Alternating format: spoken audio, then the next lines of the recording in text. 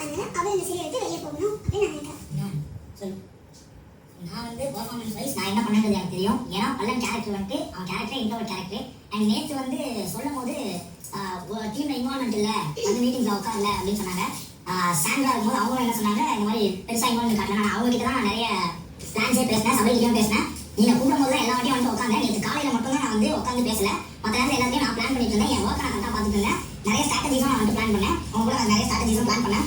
ஒரு இடத்துல என்னை விட டிசர்விங் அப்படின்னு பார்த்தா நான் வந்து எனக்கு ஓட் வேண்டாம். அதனால நான் என்னோட ஓட் வந்து நான் சுபிக்ஷா சொல்லுவேன். என்னோட ஓட் அமிர்தன் கொடுப்பேன்.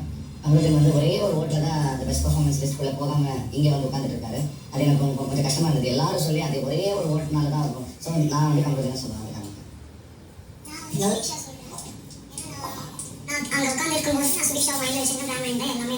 உண்மையிலேயே அவன் வந்து நிறைய எஃபர்ட் போட்டான். அதுக்காக இந்த ஒரு ஓட்டில் தோற்றதுனால நான் வந்து என்னுடைய ஓட்டை வந்து அமிர்தன் நான் எனக்கே ஓட் பண்ணுறேன். ஏன்னா எனக்கு இப்போ எனக்கு நான் இருக்கிறதுக்கு எனக்கு அந்த விஷயத்தை நான் சொல்லணும்னு நினைக்கிறேன். அவ்வளோதான். நான் எனக்கு டீம் ஒர்க்கு தான். அசல் எங்கள் டீம் ஒர்க்கு எங்கள் டீமில் நல்லா தான் ஒர்க் பண்ணோம். அந்த டீமாக எல்லாருமே டிஸ்கஷனில் இருந்தோம். ஒரு பிளான் பண்ணும்போது எல்லாம் இன்க்ளூட் பண்ணி தான் பண்ணோம். நானும் ஒரு நாள் தூங்கல. கூட நான் சமையல் பண்ணுறதுலேயும் இருந்தேன். நான் சமையலும் பண்ணேன். என் டாஸ்க்கே நான் எனக்கு கொடுத்த கேரக்டர் என்னால் என்ன முடியுமோ அதில் எனக்கு முடிஞ்ச வரைக்கும் நான் பில் பண்ணி ஒன்று பண்ணேன். ரெடியாக இருக்கட்டும், ஜுவல்லாக இருக்கட்டும், உனக்கு தெரியுறாங்க என்ன எப்படி கஷ்டமாக இருக்குது. 2 பேர் போய் அதை எடுத்தாங்க. அதில் ஒரு ஆள் உள்ளே இருக்காங்க. அதனால எனக்கு முன்னாடி ஒரு ஆள் போகணும் அப்படின்னா நான் சுபிக்ஷாவை சொல்லுவேன். முடியுமோ நான் அவ்வளோ இருந்தேன். என்னால் எவ்வளோ பண்ண முடியுமோ நான் அந்த அளவுக்கு எஃபர்ட் போட்டேன். ப்ளஸ் நான் தலையாக இருந்தது ஒரு ரீசன் தான். என்னோட கேரக்டர் விட்டு நான் வெளில வர்றதுக்கு அப்பப்போ அது ஒன்று. இன்னொன்று பர்சனலாக எனக்கு ரொம்ப நான் ஹெல்த் இஷ்யூ இருந்ததுனால என்னால் ரொம்ப பண்ண முடியல. ஸோ நான் எல்லாமே போகணும் அப்படின்னு நான் நினச்சேன்னா நான் வந்து அமித் அண்ணாவை சொல்லுவேன். நான் வந்து அமித் சொல்கிறேன். ஏன்னா வந்து ரொம்ப ஃபீல் பண்ணுது. வந்து நல்ல பர்ஃபார்மர், குட் ஆக்டர்.